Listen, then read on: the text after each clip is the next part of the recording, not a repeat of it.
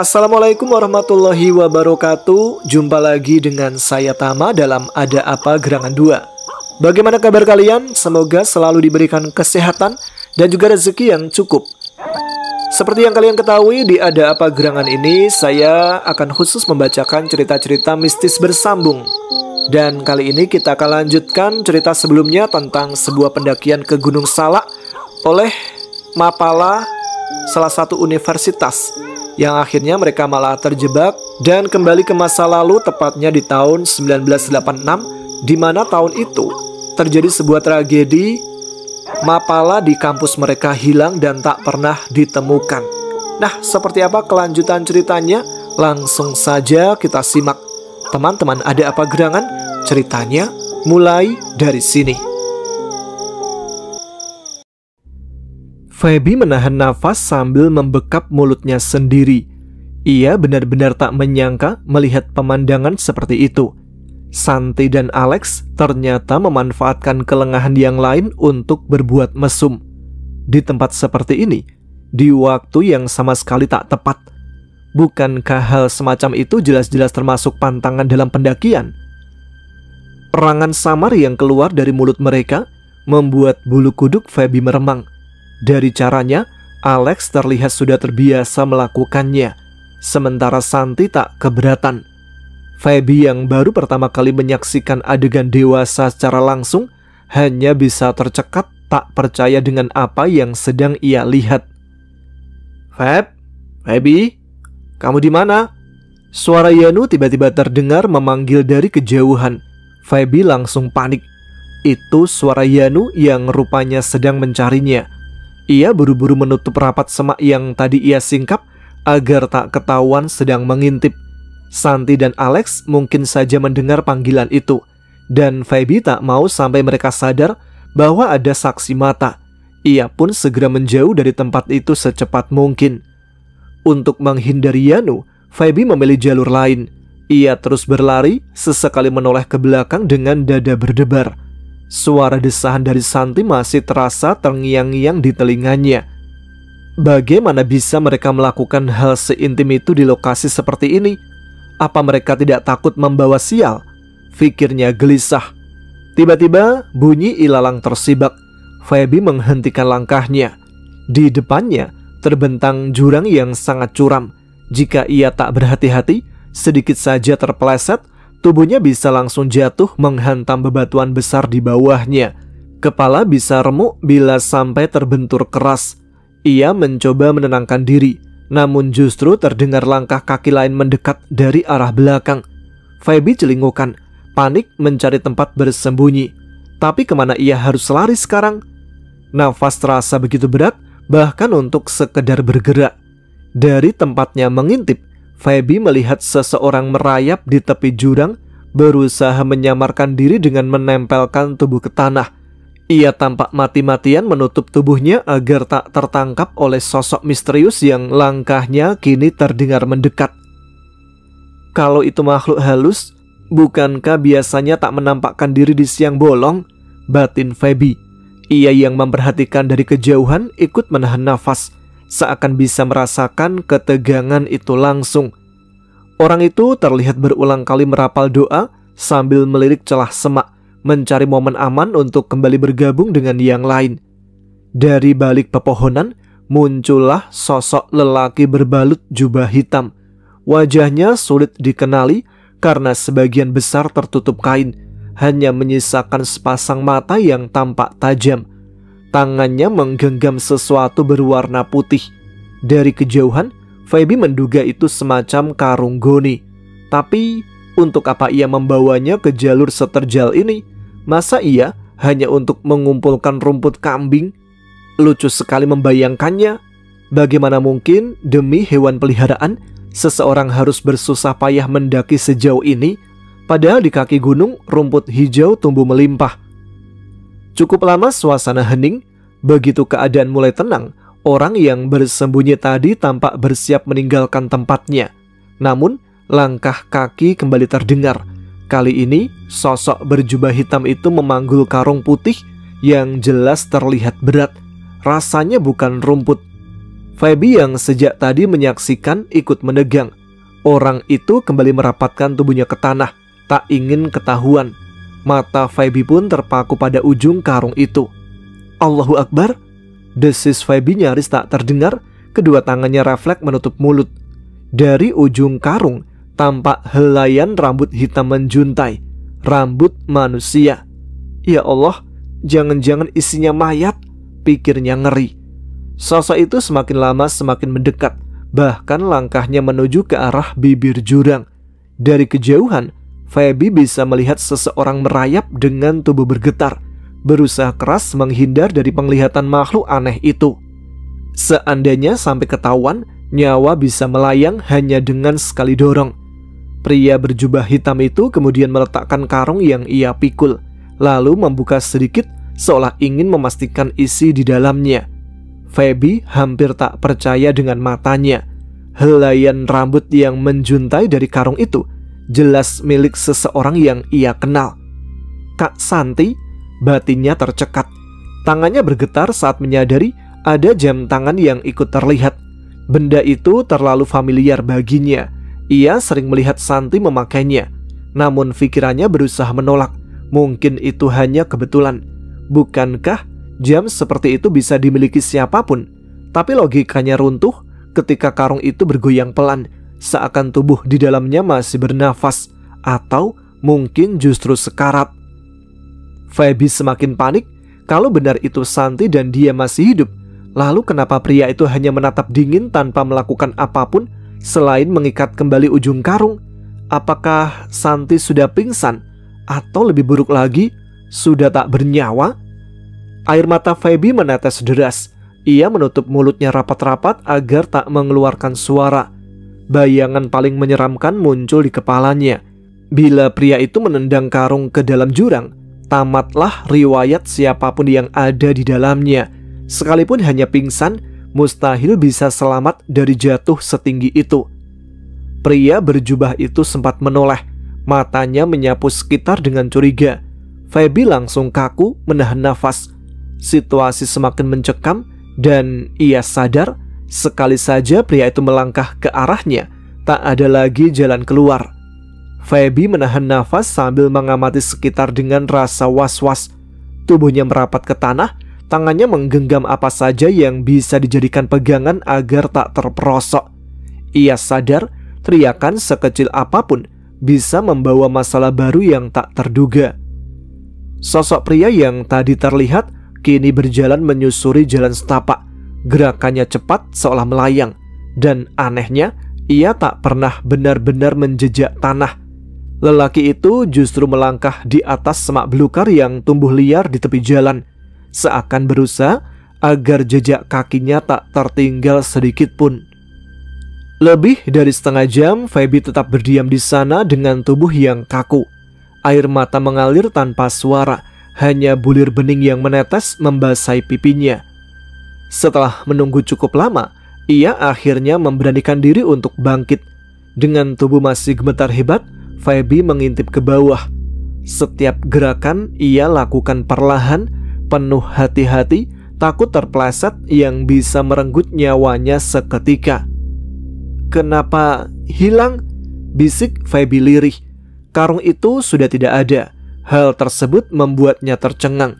Jangan-jangan sosok misterius tadi memang turun untuk mengambilnya agar jejak mayat tak ditemukan siapapun. Tapi bagaimana mungkin ia bisa bergerak secepat itu hingga sampai ke dasar? Pertanyaan itu berputar-putar di kepala Feby.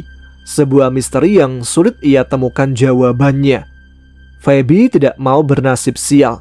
Ia segera menghimpun sisa nyali yang ada untuk kembali ke tempat teman-temannya. Langkahnya tergesa, terkadang tersandung akar atau ranting, tapi ia terus memaksa kakinya berlari. Jangan sampai ia tertinggal seorang diri di tempat menyeramkan ini. Soal peristiwa mengerikan yang barusan ia lihat, Feby tahu ia tak bisa sembarangan membicarakannya. Ada trauma yang mengekang, ditambah lagi tak ada bukti di tangannya. Andai ia menceritakan apa yang terjadi, orang lain mungkin hanya akan menertawakan dan menganggapnya mengada-ada. Santi, Feby, kalian di mana? Jawab kami. Suara beberapa orang terdengar memecah hening. Mendengar itu, Feby yang nafasnya masih tersengal merasa sedikit lega.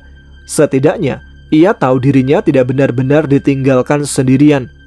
"Aku di sini," serunya lirih. Feby melambai lemah, tubuhnya hampir roboh ke tanah. Senyum lega terukir di wajahnya ketika Yanu berlari mendekat lalu memeluknya erat.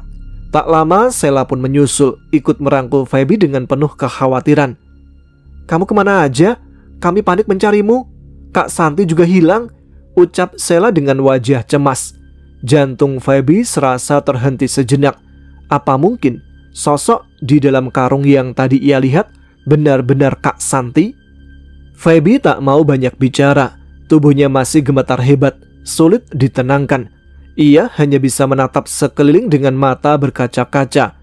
Dari sekian orang yang ada, justru Alex tampak paling terpukul. Semua orang tahu hubungan Alex dengan Santi berjalan diam-diam. Sebuah kisah asmara yang mereka sembunyikan dari yang lainnya. Wajar jika Alex terguncang. Baru beberapa jam yang lalu ia masih sempat terlihat bersama Santi, dan kini gadis itu lenyap tanpa jejak seolah ditelan bumi. Feby menduga setelah Yanu memanggil namanya tadi, Alex mungkin berpisah dari Santi agar rahasia mereka tak terbongkar. Mungkin di masa itu, tahun 86, sulit ada saksi mata yang bisa membuktikan apapun. Tapi bagi Feby, kematian atau hilangnya seseorang satu persatu terasa seperti kesengajaan. Ia yakin tidak salah lihat. Jam tangan yang dikenakan tadi jelas milik Santi.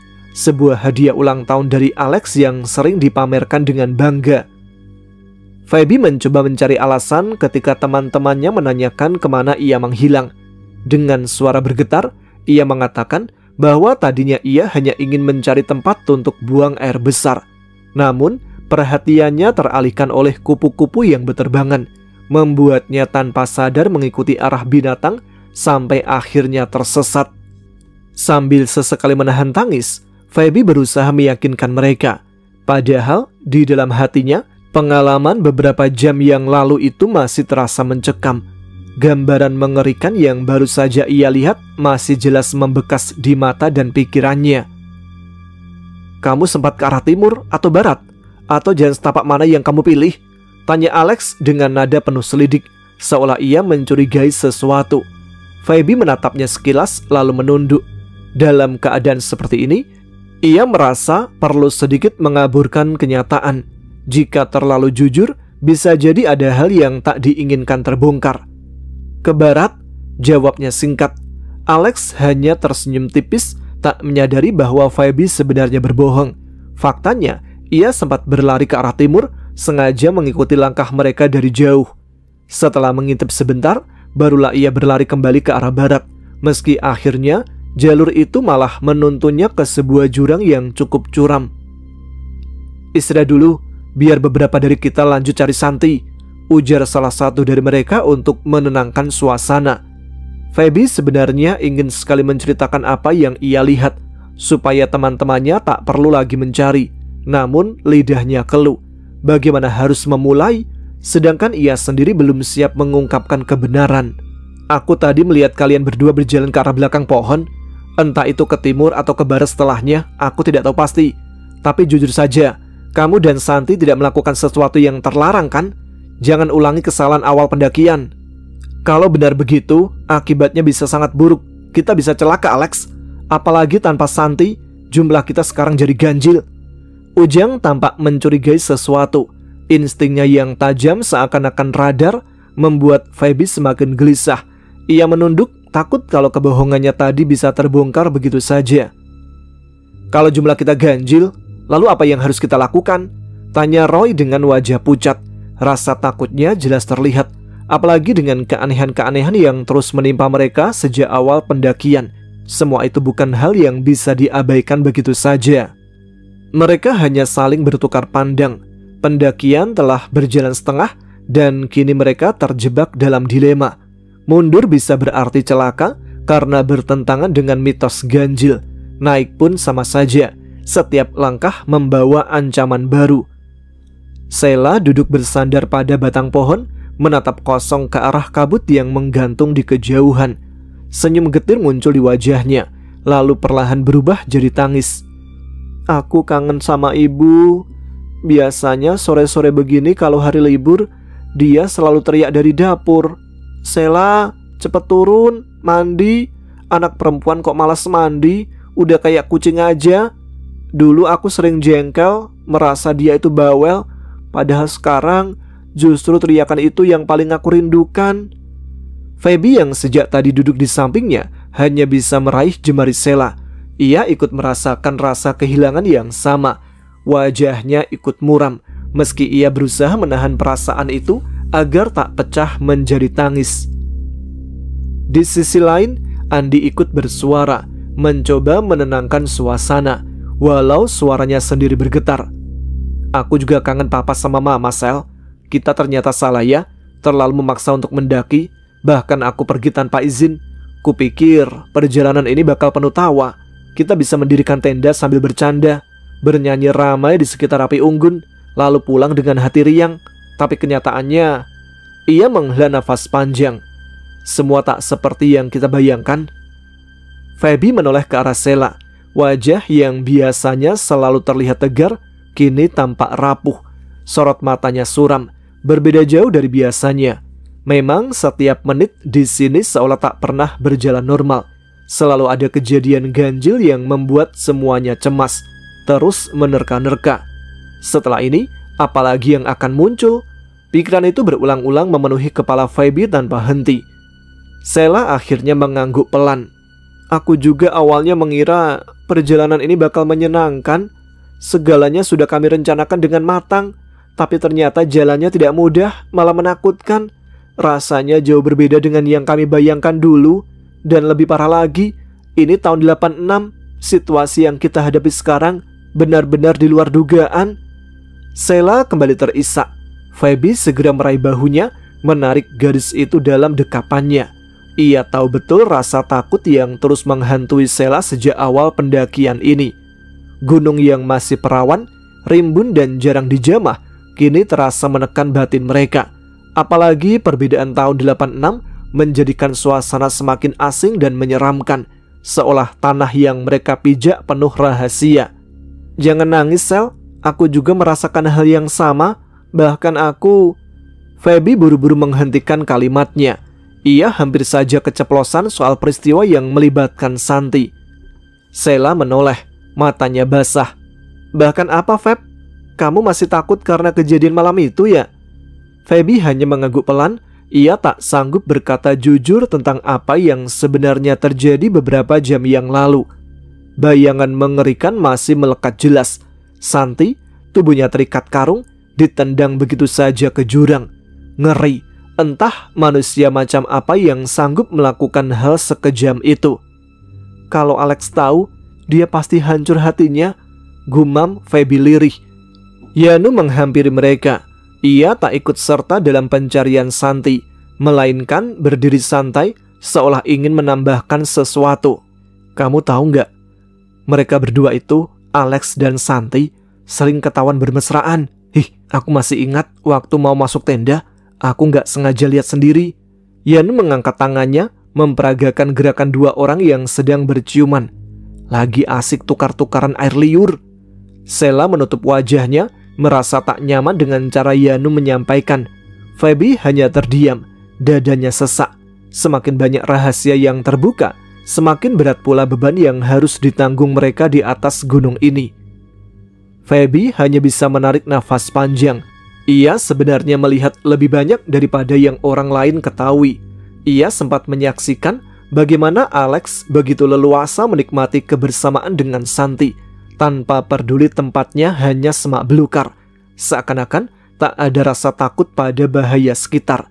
Entah ular berbisa atau binatang buas lain yang bisa saja muncul tiba-tiba. Kamu sih sibuk sendiri dikejar dua cowok, Feb.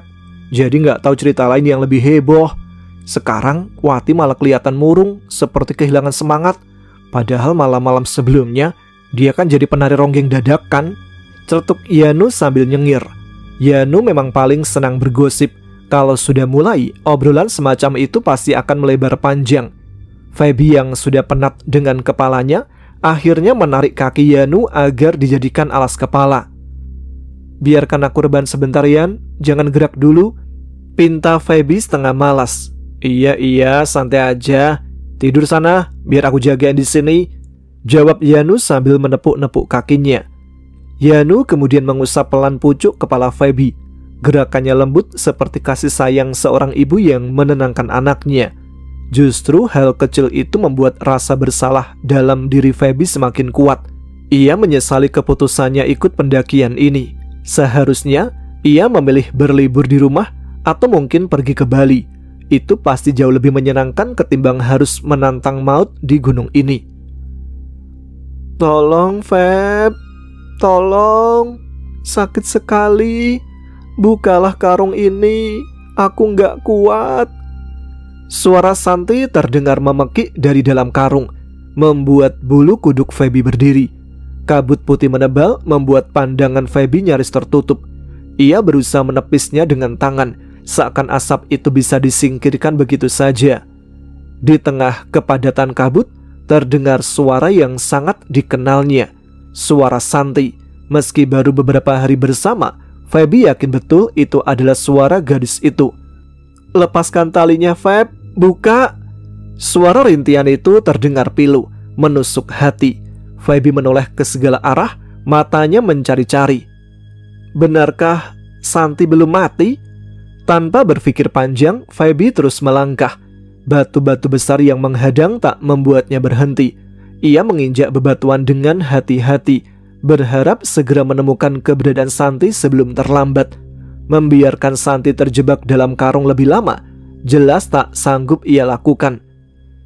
Ketika akhirnya matanya menangkap sebuah karung goni tergeletak di sela bebatuan, bibirnya spontan menampilkan senyum lega. Langkahnya dipercepat, ia segera meraih simpul tali di ujung karung, berusaha melepaskannya dengan tangan gemetar.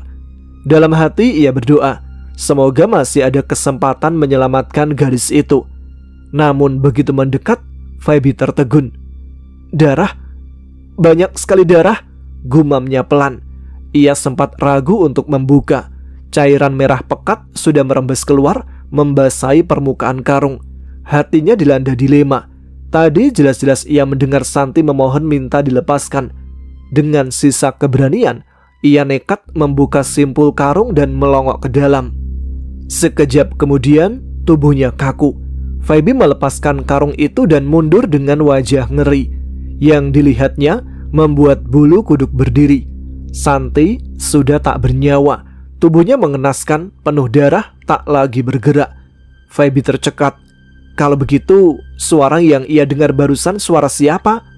Bagaimana mungkin seseorang yang sudah mati bisa memohon pertolongan membuka tali? Langkah kaki Feby mundur tanpa sadar. Nyalinya menciut setelah melihat pemandangan mengerikan barusan. Tiba-tiba, punggungnya menabrak tubuh seseorang. Ia bisa merasakan jelas ada tangan yang sempat menyentuh pinggangnya. Siapa yang berdiri di belakangnya? Padahal mereka kini berada di tepi jurang yang terjal. Bagaimana mungkin ada orang di situ? Antara takut dan penasaran, Feby akhirnya memaksa diri menoleh perlahan. Ia menahan nafas, mencoba meneguhkan hati. Bisa jadi itu Sela atau Yanu. Bukankah tadi mereka berjalan bersama? "Feb, terima kasih ya sudah melepaskan ikatannya." Suara itu membuat darahnya berdesir. Sosok Santi berdiri di hadapannya, wajahnya penuh darah, bibirnya tersenyum menyeramkan. Feby spontan menjerit kencang. Suaranya menggema sampai ia merasa ada tangan lain yang mengguncang tubuhnya. "Feb, buka matamu, sadar, mimpi kamu ya?" Suara Yanu terdengar jelas. Feby tersentak. Saat membuka mata, sosok Santi sudah menghilang. Ia masih berada di dekat pohon besar. Nafasnya memburu, keringat dingin menetes di keningnya. Tapi, apa itu hanya mimpi? Atau pertanda kalau Santi benar-benar sedang butuh pertolongan? "Kenapa wajahmu pucat begitu, Feb? Mimpin Kak Santi ya?"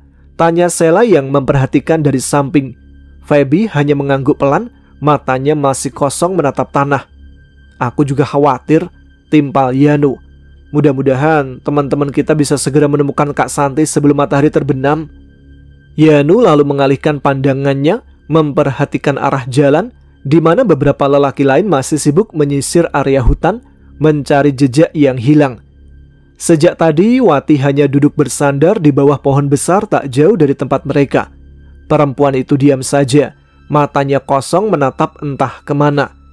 Feby yang memperhatikannya mulai merasa tidak enak hati. Ada rasa ngeri membayang. Bagaimana kalau tiba-tiba Wati kesurupan? Kenapa ia sering melamun tanpa alasan yang jelas? Harusnya Kak Rusman gak ikut mencari. Kalau mendadak dia berubah bagaimana? Bisik Yanu sambil melirik ke arah Wati. Tatapan seriusnya malah jadi bahan bisik-bisik. Kata kamu, Wati yang bakal hilang setelah Sugeng. Tapi kenapa malah yang hilang setelah itu malah Santi? Tanya Sela pelan. Feby terdiam, hatinya sesak karena tahu kenyataan pahit. Santi sebenarnya sudah dieksekusi, namun ia tak sanggup mengatakannya. Situasinya serba salah. Tapi di mimpiku jelas banget, Wati yang bakal lenyap. Yanu bersikeras. Enaknya mereka bisa seenaknya menduga-duga sambil bercakap. Mungkin saja kalian berdua sama-sama ada benarnya, ujar Feby akhirnya, mencoba menengahi. Ia lalu menambahkan dengan suara pelan. Santi memang sudah tidak ada, tapi Wati bisa saja kehilangan jiwanya kapan saja. Mereka bertiga spontan merapat, duduk lebih dekat satu sama lain. Jantung Feby berdegup keras begitu melihat Wati mengubah posisi duduknya. Kalau benar ia mendadak kerasukan, apa yang bisa mereka lakukan? Kemana mereka harus lari? Andai saja kita bisa teleponan, aku pasti suruh Kak Rusman segera balik. Ih, ngeri. Yanu malah bergumam ngawur. Tapi saat Wati benar-benar bangkit dari duduknya, mereka bertiga langsung siaga. Feb, gimana ini? Suara Yanu terdengar panik. Matanya tak lepas menatap Wati yang perlahan mendekat. Bisa temani aku pipis? Seru Wati sambil menyapu pandang ke arah mereka berdua.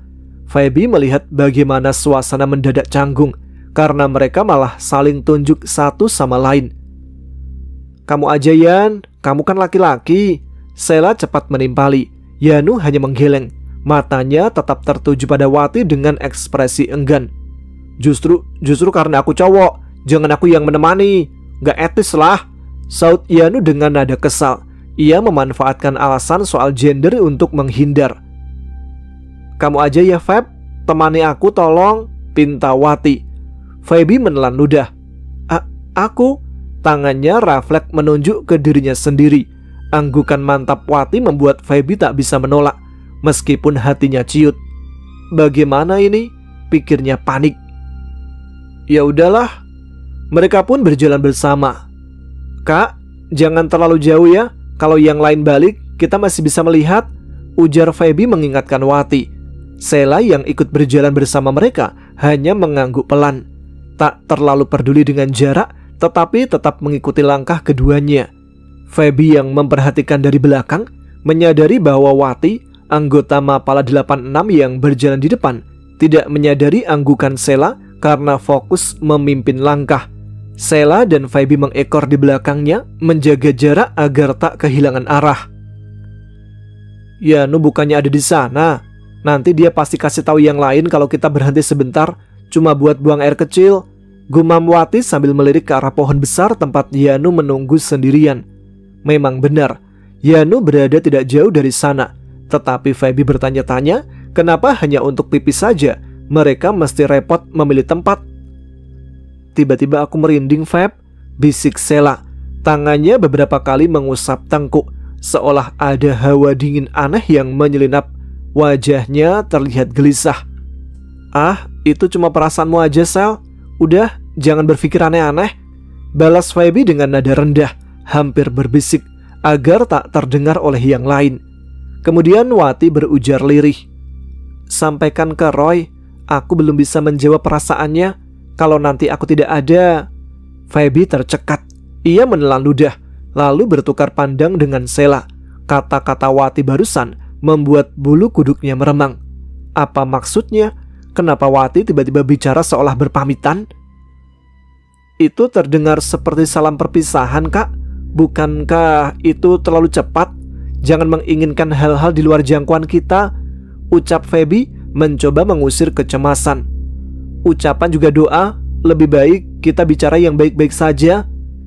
Sekarang rasanya lebih aman kalau kita berhenti di sini saja untuk buang air kecilnya. Tempatnya belum jauh dari posisi Yanu. Bagaimana menurutmu, Kak? Feby berusaha mengusir rasa merinding yang membuat bulu kuduknya berdiri. Ucapan Wati sebelumnya sudah cukup membuat nyalinya menciut. Kita semua akan mati. Bisa saja hari ini Santi lebih dulu. Lalu setelah itu aku, ucap Wati datar setelah menghentikan langkahnya.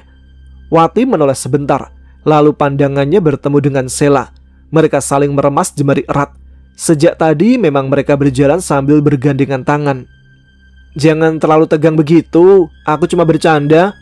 Aku mau pipis dulu ya, kata Wati lagi mencoba meredakan suasana. Wati tersenyum singkat dan menepuk pundak Feby. Tapi perubahan sikapnya terasa aneh dan cepat, membuat Feby tetap gelisah. Sel, kamu gak mau pipis? Tanya Feby, dan Sela hanya mengangguk pelan. Matanya masih mengawasi sekeliling. Iya, mendadak pengen juga. Kayaknya gara-gara Kak Wati deh, ketularan. Aku kesana dulu ya, sahut Sela sambil berlari menuju pohon lain. Kini tinggal Feby seorang diri. Ia berdiri diam, matanya menelusuri sekeliling yang mulai tampak menyeramkan. Senja sebentar lagi lenyap, menandakan maghrib akan datang.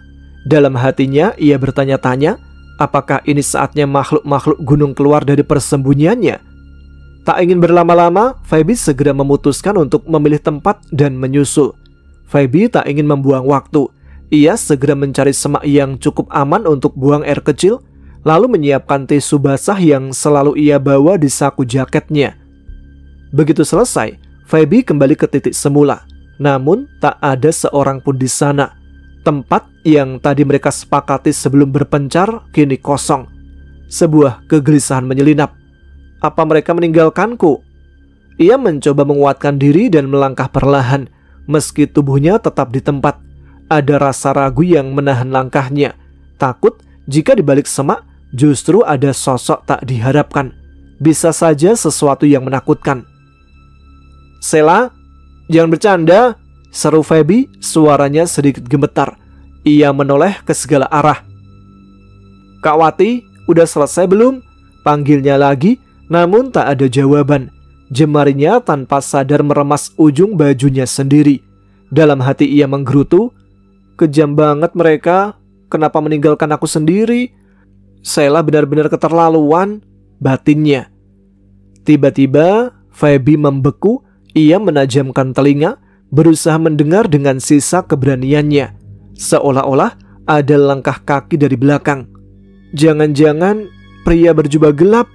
Bagaimana kalau ia membawa tali dan menggantung kepalaku di pohon agar jasadku tak ditemukan? Bayangan itu membuatnya merinding hebat. Feby merasa kakinya mulai gemetar hebat. Apa aku harus lari? Bisik hatinya. Ia hampir berbalik badan. Sebuah sentuhan ringan tiba-tiba mendarat di bahu Feby. Langkah yang baru saja akan ia ambil langsung tertahan. Jantungnya berdetak kencang. Apa yang harus ia lakukan sekarang? Tidak punya pilihan lain, Feby menoleh perlahan. Tangannya sudah mengepal, siap jika ia harus bertarung. Ia bahkan sempat membayangkan jika sosok itu seorang pria, lututnya bisa ia gunakan untuk menyerang bagian vital lawannya. Tapi ternyata Sela tertawa terpingkal-pingkal. Sementara di sampingnya Wati ikut tersenyum lebar. Gigi putihnya berkilat di antara rimbun gelap hutan. Bisa-bisanya mereka membuat lelucon di saat seperti ini. Sialan kalian, kenapa ngagetin dengan cara begitu? Kalian sengaja sembunyi ya? Feby mendesis kesal. Sela bahkan sempat menyeka sudut matanya. Air mata keluar karena terlalu banyak tertawa. Maaf, itu semua ide Kak Wati. Aku cuma junior yang disuruh ikut, bela Sela cepat-cepat. Wati sendiri hanya mengangkat kedua bahunya seolah lepas tangan. Sial kamu, gerutu Feby mengumpat kesal. Sela mencoba meraih bahu Feby, tetapi Feby menolak disentuh. Ia segera bergegas menuju Yanu, khawatir lelaki itu masih menunggu sendirian. Baru saja ia menyibak dahan yang menghalangi jalan, mereka bertiga melihat Yanu mendekat dengan wajah panik. Mereka saling berpandangan. Dalam hati, Feby bertanya-tanya, kenapa lagi si Yanu? Ada apa sih? Gumam Feby kesal. Ia masih sebal karena merasa baru saja dipermainkan. Tadi aku dengar suara Kak Santi minta tolong, tapi pas aku cari gak ada siapa-siapa, jelas Yanu dengan wajah bingung. Feby menahan nafas. Apa arwah Santi gentayangan? Mungkinkah ia memohon agar jasadnya disempurnakan? Bayangan mengerikan melintas di kepalanya. Mungkin tubuh Santi sudah hancur, terutama kepalanya, setelah jatuh ke dasar jurang. Feby bergidik membayangkan darah menutupi wajah sahabatnya itu. Yakin itu suara Santi? Dari arah mana? Kita harus cari dia kemana? Tanya Wati dengan suara tegang. Sebagai sahabat, Wati jelas tak sanggup diam jika itu menyangkut orang yang dekat dengannya. Dari arah sana, jawab Yanu pelan sambil menunjuk ke satu sisi gelap hutan, tempat ia merasa mendengar suara itu. Halah, kamu bahkan gak cari ke sana kan? Kamu cuma duduk sambil memeluk tasmu, kayak penakut aja, sindir Sela. Ucapannya terdengar setengah bercanda, setengah menyalahkan. Yanu hanya menggaruk kepalanya, tampak tak tahu harus berkata apa. Kak, mau kemana? Tanya Feby cepat menahan lengan Wati yang mulai melangkah pergi. Kamu gak dengar barusan? Yanu bilang Santi minta tolong. Masa kita cuma diam? Balas Wati. Nada suaranya penuh kejengkelan. Ia melepaskan tangan Feby yang mencengkram lengannya. Tanpa berkata banyak lagi, Feby merogoh saku depan tasnya mengambil senter. Lalu segera menyusul Wati, bersiap mengikuti langkahnya ke arah sumber suara yang disebut Yanu. Berkali-kali Wati memanggil nama Santi dengan suara lantang penuh emosi. Wati begitu emosional, teriakannya bergema di antara pepohonan sambil menepis ranting. Feby mengikuti dari belakang, berusaha mengejar langkahnya meski kewalahan. Dahan-dahan yang ditepis Wati seringkali nyaris mengenai wajahnya. Kak, mending kita balik saja yuk, seru Feby cemas. Wati terus melangkah maju, tampak tak gentar. Feby bisa merasakan detak jantungnya yang berdegup kencang, seolah bisa copot kapan saja. Kalau mau balik, balik sendiri. Santi butuh aku sekarang, jawab Wati tegas tanpa menoleh. Meski kepalanya sudah basah oleh embun dan keringat, Feby tetap mengikuti langkah Wati, meskipun semakin sulit bernafas dan bergerak di medan yang sulit, hingga akhirnya mereka berhenti mendadak. Buntu kak, ucap Feby sambil menatap ke atas. Di depan mereka bukan lagi semak-semak, melainkan pohon besar yang menjulang tinggi. Wati berdecak kesal, lalu memukul-mukul batang pohon besar itu dengan marah. Isakannya terdengar lirih saat ia kembali memanggil nama Santi. Sementara itu, Feby yang berdiri di belakangnya terus memandang sekitar merasa waspada. Kak, kita balik lagi ya. Ayo kak, siapa tahu yang lain sudah dapat kabar soal Santi. Cepat kak, desak Feby penuh harap, berusaha meyakinkan Wati untuk kembali. Feby menggenggam lengan Wati, menahannya untuk tidak maju. Bukan tanpa alasan, langit sudah gelap dan di atas pohon tampak ada sesuatu yang membuat dahan-dahannya bergerak. Mungkin angin, mungkin hanya rasa was-wasnya sendiri. Tapi jelas ada sesuatu yang terasa tidak wajar di sana. Tunggu sebentar Feb, siapa tahu Santi ada di balik pohon itu, ucap Wati masih berusaha meyakinkan dirinya sendiri. Feby menarik nafas panjang berusaha tetap tenang. Kak, percayalah, kalau benar ada Santi, dia pasti sudah menyaut sejak tadi waktu kakak memukul-mukul pohon sambil memanggil-manggil namanya. Tapi buktinya nggak ada suara kan, nggak ada respon apapun. Lebih baik kita balik ke tempat yang lain, kata Feby tegas. Ia tak ingin mengambil resiko lebih jauh di dekat pohon besar itu. Dengan hati-hati, Feby terus menarik tangan Wati, menjauhkannya dari tempat itu. Mereka kembali menembus semak seperti sebelumnya. Langkah mereka cepat dan mantap, tak ada yang berani menoleh ke belakang. Wati masih menggenggam tangan Feby erat, seakan genggaman itu bisa mencegahnya bertindak nekat lagi. Hari jelas sudah memasuki waktu maghrib. Pelan saja Feb, aku capek, ujar Wati lemah. Tidak bisa kak, ini sudah maghrib, balas Feby menahan kekhawatirannya. Saat menarik dan menggenggam tangan Wati, Feby merasakan sesuatu yang ganjil. Sentuhan kulit itu terasa dingin, membuat bulu kuduknya meremang. Kenapa tangan Wati bisa sedingin ini? Pikirnya. Dingin itu menusuk, merayap sampai ke dadanya, seolah-olah menghentikan detak jantungnya. Nafasnya terasa sesak dan seluruh tubuhnya kaku. Perlahan, Genggaman tangan itu menjadi ringan, hampir tak terasa. Tubuhnya gemetar dan ia memaksa matanya tetap menatap ke depan. Dengan keberanian seadanya, Feby memberanikan diri menoleh ke belakang. Jeritan Feby meluncur tanpa kendali. Ia terhuyung mundur melepaskan genggaman itu. Di hadapannya berdiri sosok berambut panjang, berwajah pucat, wajahnya mengerikan. Wajah itu mirip sekali dengan Wati, tapi ekspresinya bengis. Bibirnya berlumuran darah segar yang menetes perlahan. Bau amis darah tercium tajam, menusuk hidung Feby hingga perutnya terasa mual. Sejak kapan? Siapa tadi yang aku tarik? Pikir Feby panik. Permukaan bibir sosok itu merah dan kotor, seperti bekas menjilat darah kering. Tunggu, siapa kau? Tiba-tiba sebuah tepukan di punggung membuatnya terlonjak kaget. Ia menoleh cepat dan di depannya berdiri Wati yang asli dengan wajah kebingungan. Feb, ada apa? Ngapain kamu teriak-teriak? Tanya Wati cemas. Feby menatapnya tak percaya. Jadi, siapa yang tadi ia seret tangannya? Apa hanya bayangan setan penunggu hutan yang menyamar menjadi Wati? Hari telah masuk maghrib dan kabut semakin pekat, membuat semuanya terasa samar. Kak Wati, bukankah kakak tadi ada di belakangku? Aku menarik tangan itu, kukira kakak, ucap Feby dengan suara gemetar. Iya, barusan aku sempat berhenti sebentar. Kamu jalan terus, aku susul lagi, malah kamu balik ke belakang. Kenapa sih? Tanya Wati sambil menyapu pandang ke sekitar. Feby yang masih kebingungan, sulit mencerna apa yang baru saja terjadi. Apakah gerakan dahan tadi hanya angin, atau malah sosok gaib yang menggoda pikirannya? Kak, kita balik ke tempat yang lain yuk.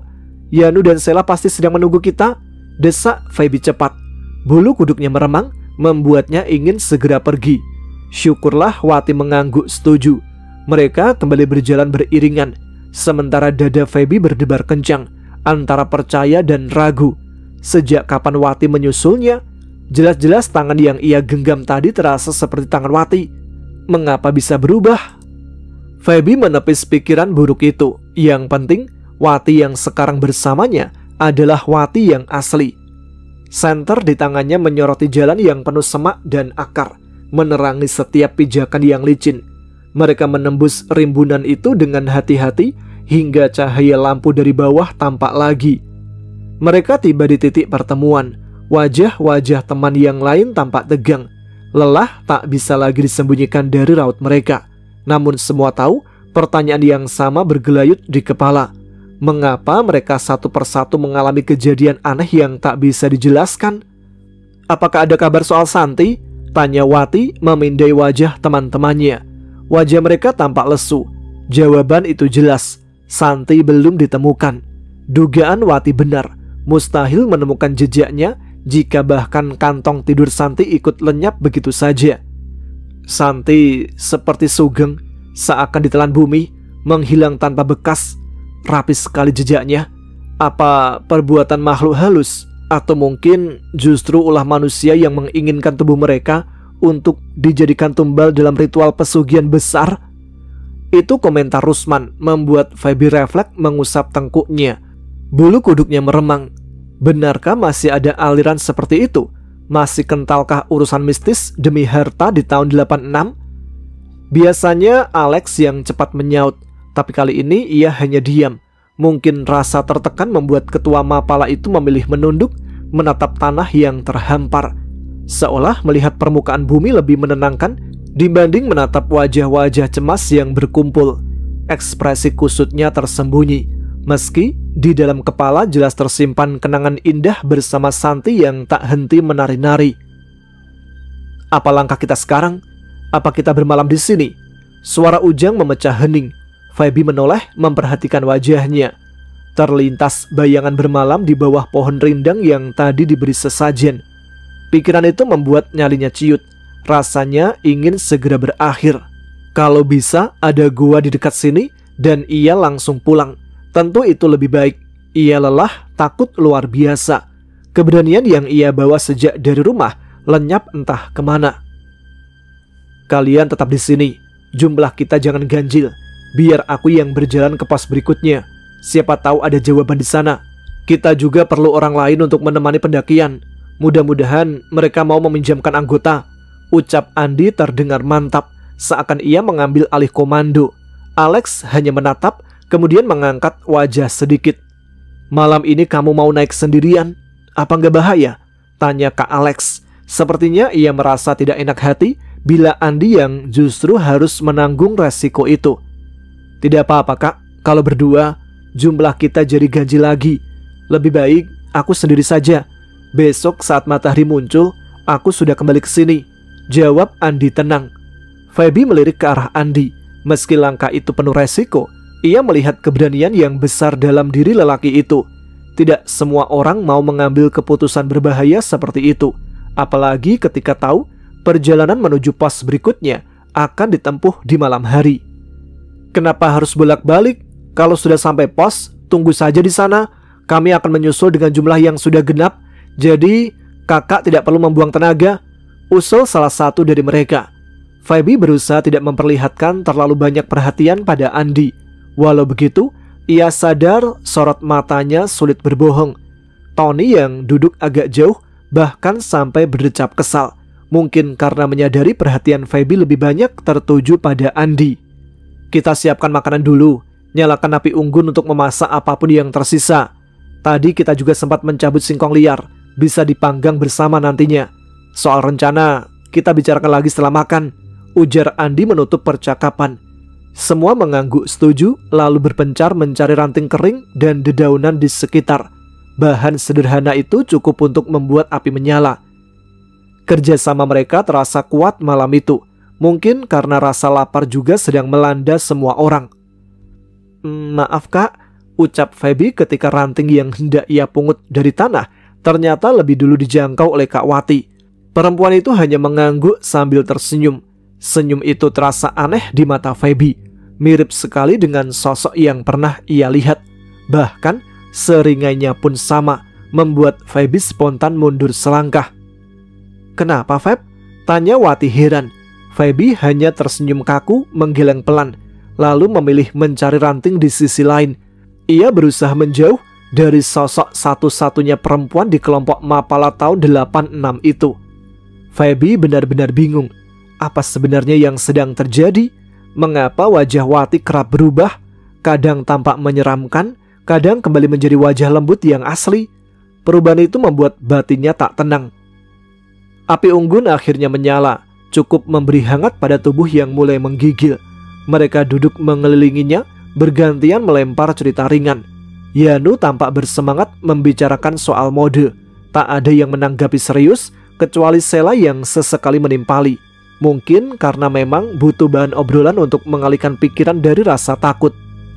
Feby di sisi lain diam-diam memperhatikan Andi. Laki-laki itu tengah sibuk memeriksa perlengkapan sebelum melanjutkan pendakian. Dalam hati, Feby ingin sekali ikut serta, memastikan sendiri bahwa Andi akan baik-baik saja sampai kembali lagi. Kamu suka ya? Bisik Roy sambil melirik nakal. Feby kaget lalu tersipu. Ia hanya melempar senyum tipis, buru-buru mengalihkan pandangan ke arah lain, asal jangan ke arah Andi. Itu wajar Feb, sama seperti aku mengagumi Wati. Menurutmu cocok nggak kalau aku dan dia jadi pasangan? Ujar Roy sambil terkekeh. Pertanyaan itu membuat Feby sempat ragu untuk menjawab. Ia teringat pada ucapan Wati sebelumnya bahwa ia tak bisa membalas perasaan Roy. Entah kenapa wajah Roy yang dianggap kurang menarik, atau mungkin karena sifatnya yang mudah tersulut emosi. Iya, serasi aja Kak, ucap Feby. Mendengar itu Roy tersenyum lebar. Ia lalu kembali menatap api unggun. Hatinya tampak berbunga-bunga karena merasa ada harapan. Meski ucapan Feby sebenarnya hanya sekadar basa-basi, setidaknya membuat Roy terlihat sedikit bahagia malam itu. Sementara itu Ujang yang sedari tadi tampak letih memilih menjauh lalu merebahkan diri. Ia tak lagi duduk di sekitar api unggun. Tubuhnya yang besar dan mudah lelah akhirnya tak bisa kompromi. Tidak lama kemudian ia sudah terlelap, meski hanya dengan perut diisi sedikit makanan. Tidak ada seorang pun yang berniat membangunkannya. Anak itu dikenal memiliki mata batin, bisa melihat hal-hal yang tak tampak bagi orang lain.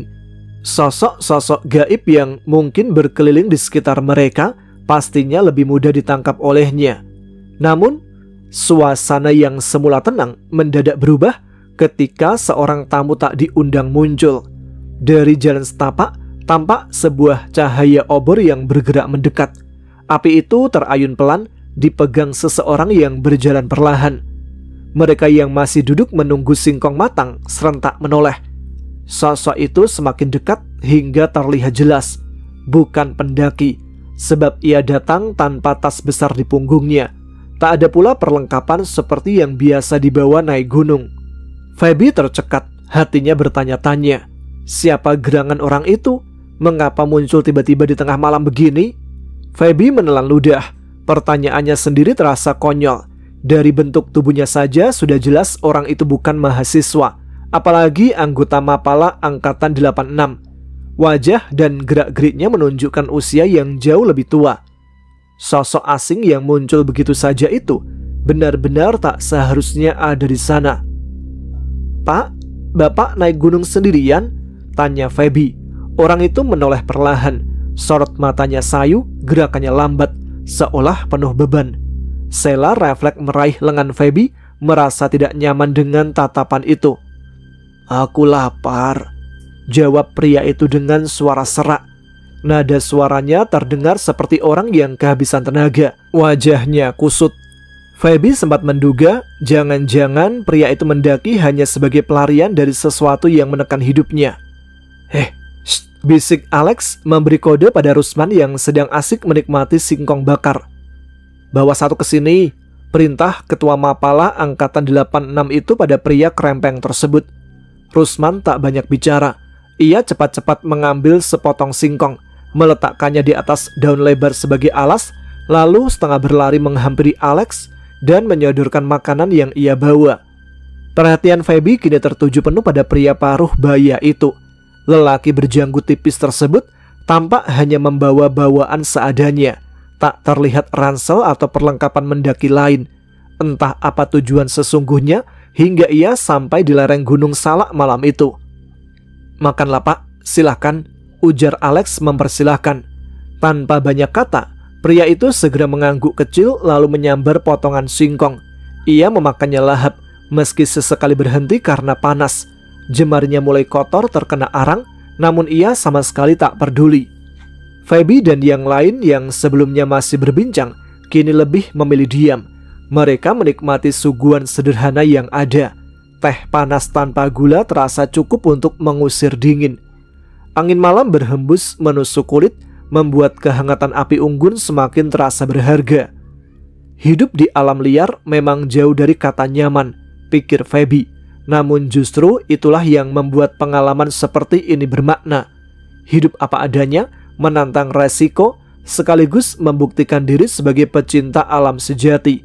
Semua konsekuensi sudah semestinya diterima. "Aku ingin bertapa," ucap pria itu tiba-tiba. Suaranya pelan namun jelas. "Aku berharap bisa berjumpa dengan Prabu Siliwangi. Pertama-tama, aku harus menemukan makamnya dulu. Tak lama, mungkin seminggu cukup. Mudah-mudahan sebagian kecil ilmunya bisa menurun kepadaku." Ucapan itu membuat Feby dan kawan-kawannya saling pandang. Mereka lalu mengelilingi sosok asing itu. Jika sebelumnya pria itu tampak lusuh dan melemah, kini wajahnya mulai berangsur segar. Teh hangat dalam cangkir plastik sudah habis tengah, dan singkong bakar mengisi perutnya yang kosong. Setidaknya, pikir Feby, ia tak lagi terlihat kelaparan. "Ilmu untuk apa, Pak?" tanya Roy, suaranya penuh rasa ingin tahu. Ia terlihat heran karena di tengah hutan seperti ini, mana ada guru yang bisa mengajarkan sesuatu. Baginya aneh, hanya dengan berziarah, seseorang berharap mendapatkan ilmu dari Prabu Siliwangi. Apa benar bisa berpindah ilmunya begitu saja? "Aku ingin jadi dukun," jawab pria tua itu dengan nada berapi-api. "Aku sudah bosan dihina terus. Aku ingin dihormati. Siapapun yang merendahkan harus binasa." Ucapan itu membuat bulu kuduk Feby meremang.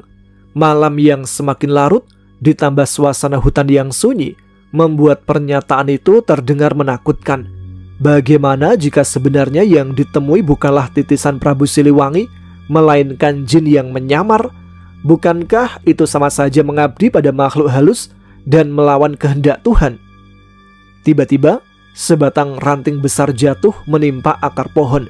Suaranya keras membuat semua terlonjak kaget, termasuk Ujang yang semula tidur. Mereka saling pandang, mencoba membaca isyarat alam. Jangan-jangan suara itu adalah pertanda buruk bahwa niat pria tua itu mungkin keliru. Alex lantas mencoba menengahi. Kalau Bapak memang mau mendaki, bagaimana kalau kita naik sama-sama saja? Kalau bisa, malam ini kita langsung jalan, tidak perlu menunda dengan berkemah di sini. Perkataan itu membuat seluruh rombongan terdiam. Mereka saling pandang kebingungan. Benarkah keputusan Alex tepat? Membawa orang asing di malam buta, menyusuri jalur setapak yang gelap dan penuh resiko? Ujang akhirnya bergabung bersama mereka. Wajahnya masih tampak mengantuk, berbeda dengan anggota lain yang sejak tadi terjaga. Begitu matanya jatuh pada pria tua yang duduk di dekat api unggun, sorotnya langsung berubah drastis. Bapak bawa batu ya? Seharusnya barang semacam itu tidak cocok dibawa saat pendakian, ucap Ujang sambil melirik singkong bakar yang masih disantap oleh Rusman. Pria tua itu spontan mengernyit. Ia memandang Ujang dengan ekspresi penuh keheranan, seakan tak percaya. Feby yang menyaksikan dari sisi lain hanya bisa bergidik, sebab ia sendiri sama sekali tak menduga barang apa yang disembunyikan oleh si bapak tersebut. Kamu tahu dari mana? Tanya pria tua itu. Pertanyaan itu membuat semua terdiam. Mereka saling pandang, tak menyangka tebakan Ujang begitu tepat. Cuma menebak, Pak, dan rupanya benar, jawab Ujang tenang. Kalau Bapak sedang mencari jalan pesugihan, percayalah, itu berbahaya. Semakin lama, tubuh dan pikiran Bapak akan melemah. Tak jarang, istri atau keluarga dijadikan tumbal. Sementara untuk menuju petilasan Prabu Siliwangi, tidak cukup hanya membawa kemenyan atau bunga 7 rupa. Yang paling penting adalah tekad dan tujuan yang murni. Kata-kata Ujang terasa aneh di telinga Feby.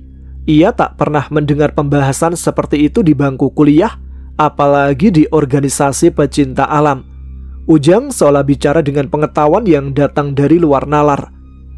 Dias yang duduk di samping Andi hanya bisa melongo mendengar penjelasan itu. Tony yang sejak awal terkenal usil malah berpindah posisi. Dari semula duduk berjajar bersama rombongan, kini ia sudah merapat ke dekat pria tua tersebut, penasaran dengan cerita tentang batu. Boleh kami lihat batunya, Pak? Seperti apa bentuknya? Tanya Tony dengan wajah penuh rasa ingin tahu. Suasana yang awalnya penuh ketegangan mendadak jadi janggal. Di tengah obrolan aneh itu, Yanu malah duduk meringkuk sambil memeluk lutut, seperti sedang menghindari semua pembicaraan. Wati sendiri sejak tadi tampak resah, sesekali menghela nafas panjang. Pria tua itu pun menunjukkan sebuah cincin yang melingkar di jarinya. Ini yang kupakai. Dulu aku dapat dari orang pintar. Katanya, dengan cincin ini aku bisa mendapatkan kekuatan lebih. Aku ingin bersemedi di makam Prabu Siliwangi, setidaknya seminggu penuh, supaya ilmunya menurun kepadaku. Feby menatap dengan perasaan sulit percaya. Baginya, apa yang diinginkan orang itu terdengar tak masuk akal. Masa iya hanya dengan sebuah benda seorang bisa menyerap ilmu gaib? Walaupun benar ada makam Raja Pasundan itu, tetap saja tak masuk logika jika ilmu bisa diwariskan begitu saja. Kalau boleh saya sarankan, sebaiknya lepaskan saja, Pak, ucap Ujang hati-hati. Makhluk penunggu sekitar sini biasanya tak suka dengan cincin atau benda semacam itu. Bisa saja terjadi gesekan yang malah membahayakan Bapak. Namun pria tua itu hanya terkekeh kecil, seolah tak percaya dengan peringatan Ujang. Dari raut wajahnya jelas, ia menganggap ucapan Ujang hanya ocehan anak kecil yang belum banyak pengalaman. Tidak lama kemudian, perjalanan pun dilanjutkan. Malam semakin pekat, dan rombongan menapaki jalan setapak yang menanjak beberapa kali. Tujuan mereka adalah pos berikutnya. Alex berpesan, siapa tahu Santi tersesat, ia pasti akan menuju ke sana. Oke teman-teman, sampai sini dulu episode kali ini. Nggak terasa nih udah mau sejam ceritanya dibacakan. Kita akan lanjutkan lagi pada episode selanjutnya. Terima kasih untuk teman-teman yang sudah menyimak episode kali ini. Tuliskan komentar, tunjukkan eksistensi kalian. Dan sekarang saya Tama harus pamit. Jumpa lagi di episode selanjutnya. Tetap semangat, jaga kesehatan. Wassalamualaikum warahmatullahi wabarakatuh.